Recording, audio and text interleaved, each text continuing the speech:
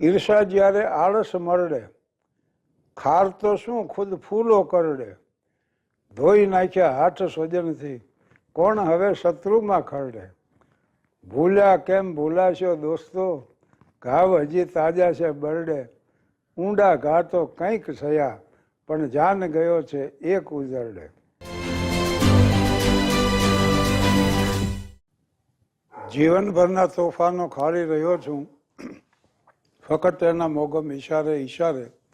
ગમે ત્યાં હું ડૂબું, ગમે ત્યાં હું નીકળું, છે મારી પ્રતીક્ષા કિનારે કિનારે. અમારા સુખ અને દુઃખની વચ્ચે સમયના વિના કંઈ તફાવત ન જોયો.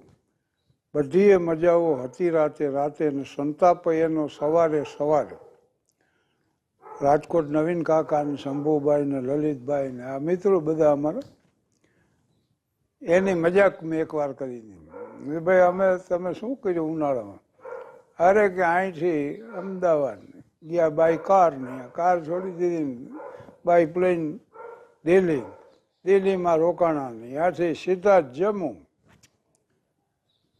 અને કાશ્મીરમાં 4 દી રોકાણા.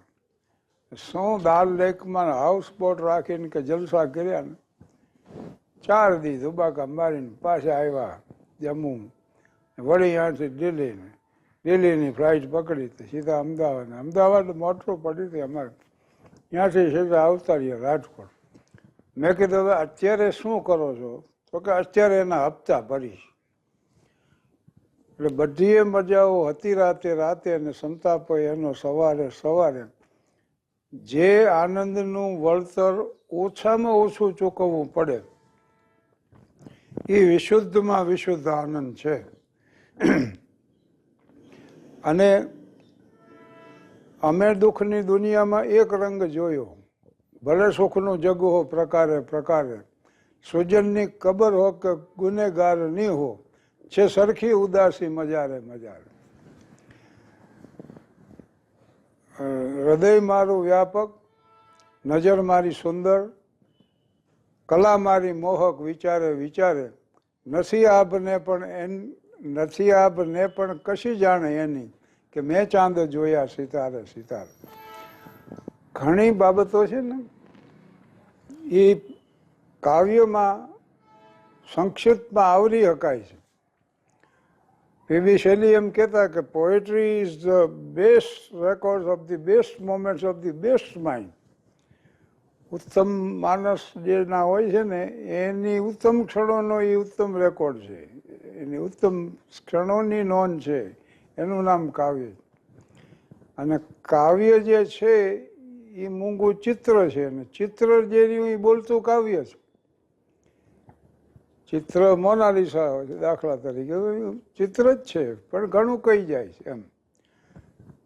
આપણા દેશી શબ્દો અવારનવાર આપણે વાપરીએ.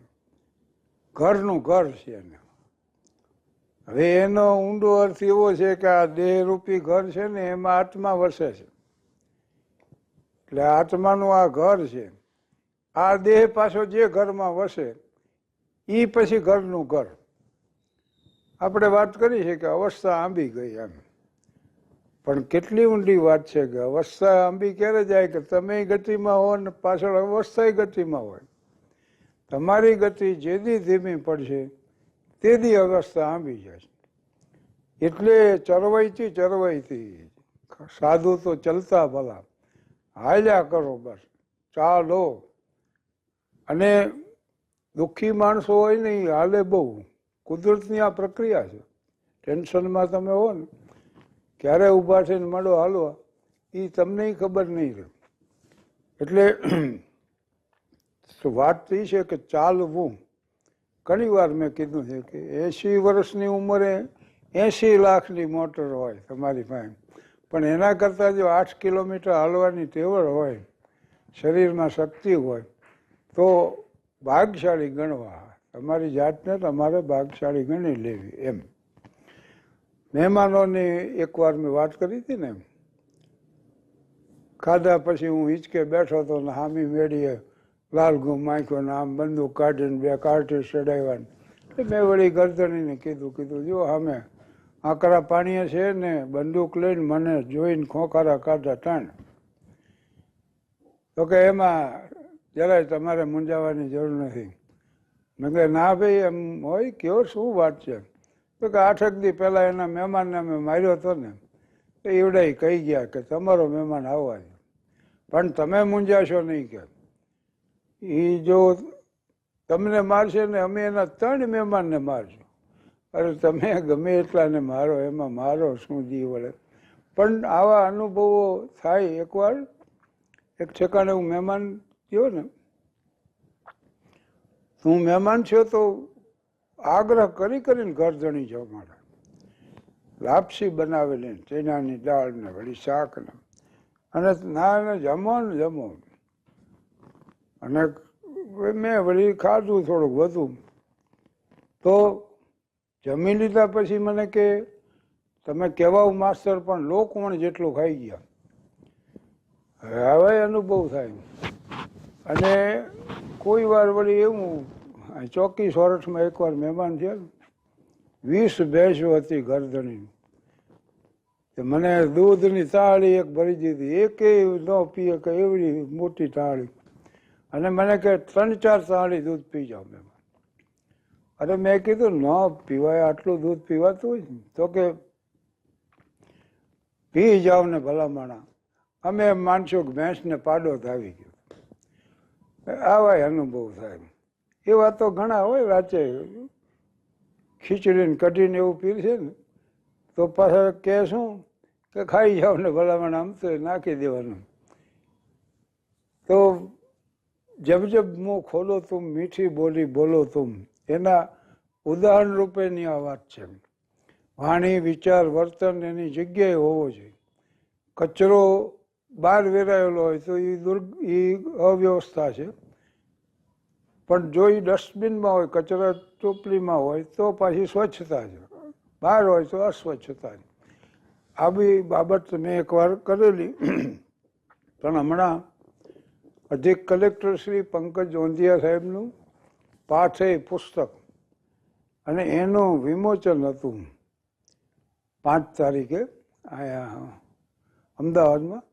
તો પછી હું ને ભીખુદાનભાઈ અમારા અનન્ય મિત્ર, અમે 2 વક્તા એમાં હતા.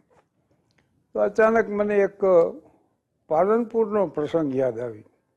વસંત લખતરિયા અમારા એન્જિનિયર અહીંના થાનના, અને એ પાલનપુર હતા ને એને ઘણી વાર મને બોલાવે. 26 જાન્યુઆરી 2001 ભૂકંપ જ્યારે થયો ને ત્યારે હું એને ત્યાં હતો.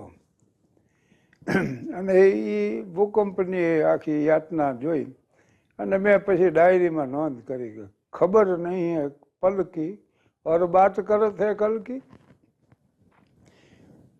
26 જાન્યુઆરી મારો કાર્યક્રમ હતો ને તો જૈન સોશિયલ ગ્રુપને એમ થયું કે આપણે આગલા દિવસે રાખી દઈએ.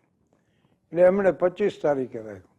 અને 25 તારીખે મેં આખો કાર્યક્રમ પૂરો કરીને એક વિમાનની દુર્ઘટનામાં હું ફસાણો હતો. એ પ્રસંગ પૂરો કરીને છેલ્લું વાક્ય આ બોલ્યો કે ખબર નહીં હે પલકી ઓર બાત કરત હે કલકી. અને બીજે દી આ ભૂકંપ થયો. પણ એકવાર એવું થયું કે પાલનપુરમાં અમારો કાર્યક્રમ, હું, લાખાભાઈ, પ્રાણભાઈ, દિવાળીબેન, હાજી, નાનજી મિસ્ત્રી, ટપુભાઈ દેગામાં, આટલા કલાકારો. અને ત્યારે છે ને આ ઈર્ષા ને દ્વેષ ને અંદરો અંદરની હરીફાઈઓ ને એવું તો બધું ત્યારે જ હતું. ઈર્ષાનો તૂટો નહોતો. અત્યારે છે એવું નથી. ઈર્ષા જ્યારે આળસ મરડે, ખાર તો શું ખુદ ફૂલો કરડે, ધોઈ નાખ્યા હાથ સ્વજનથી, કોણ હવે શત્રુમાં ખરડે. ભૂલ્યા કેમ ભૂલાશો દોસ્તો, ઘાવ હજી તાજા છે બરડે. ઊંડા ઘા તો કંઈક થયા પણ જાન ગયો છે એક ઉજરડે. અમારા મિત્ર છે, અમર પાલનપુરીની રચના છે. ઊંડા ઘા તો બહુ સયા પણ જાન ગયો છે એક ઉજરડે. જીવનની એક સંધ્યાએ અમારે જખમોની યાદી જોવી હતી. બહુ થોડા પાના જોઈ શક્યો, બહુ અંગત અંગત નામ હતા. એટલે પાલનપુરમાં અમારા યોજકે જેણે કાર્યક્રમ રાખેલો એ સંસ્થાએ ડોનેશન માટે મોટું ભંડોળ એકત્રિત કરવાનું. હવે એના ગમે એ વિરોધીઓ કે જે હોય, પણ એણે યોજકના નામના તાર કરી દીધા બધાને કે પ્રોગ્રામ કેન્સલ. અને બન્યું એવું કે જેને જેને તાર મળ્યા એને તાર વાંચીને માંડી પડ્યું આવવાનું. એટલે લાખાભાઈનું આવ્યા, પ્રાણભાઈનું આવ્યા, નાનજી મિસ્ત્રી નહીં, ટપુભાઈ નહીં. મને તાર નહોતો મળ્યો એટલે હું બેસી ગયો ટ્રેનમાં, પહોંચી ગયો પાલનપુર. દિવાળીબેન એ જ રીતે નીકળી ગયા. દિવાળીબેન હાજી બે હારે આવ્યા. અને અહીંયા જે સ્થિતિ ઊભી થઈ, ઓલાનો તો ટેન્શનનો પાર નમરે. અમને મુશ્કેલી એટલી જ. સ્ટેજ ઉપર અમે ગોઠવાના તો ખરા, એટલે યોજકો આવીને કહી ગયા કે તમે એમ કહેજો ને કે ભાઈ ઈવડે નીકળી ગયા છે અને હમણાં પહોંચી જાય છે ને. મેં કીધું ના ભાઈ, ઓડિયન્સ સાથે એવી રમત રમાય નહીં કોઈ દિવસ. તમે તો કીધું મુઠ્ઠી વાળીને ઘર ભેગા થઈ જાઓ, અમે તો સામે જ બેઠા હોય, અમારે ક્યાં જવું? એટલે હું પહેલી સ્પષ્ટતા એ કરીશ કે કોઈ નથી આવ્યું. બોલો, દિવાળીબેન, હું અને હાજી, અમે 3 જણા આવ્યા છે. એક વળી મંજીરાવાળાને ત્યાંથી ઊભો કર્યો, મળી ગયો. અને અમારા વસંત લખતરિયા પોતે પાછો શેર શાયરીનો શોખીન ને પોતે કલાકાર ખરો, એના આકાશવાણીમાંથી કાર્યક્રમ રજૂ થયો. એટલે હાર્મોનિયમ એને વાડવાની સ્વીકારી. એટલે આમ ગોઠવાનું. પછી મેં શરૂઆત કરી. મેં કહ્યું જો ભાઈ, સાંકડી શેરી હોય, ગામડામાં રહ્યા છો, જોયું છે ને દ્રશ્ય તમે? સાંકડી શેરીમાં ધણ દાખલ થાય ને ત્યારે આગલા ડોબા ઠહકાઈને ઊભા રહ્યા.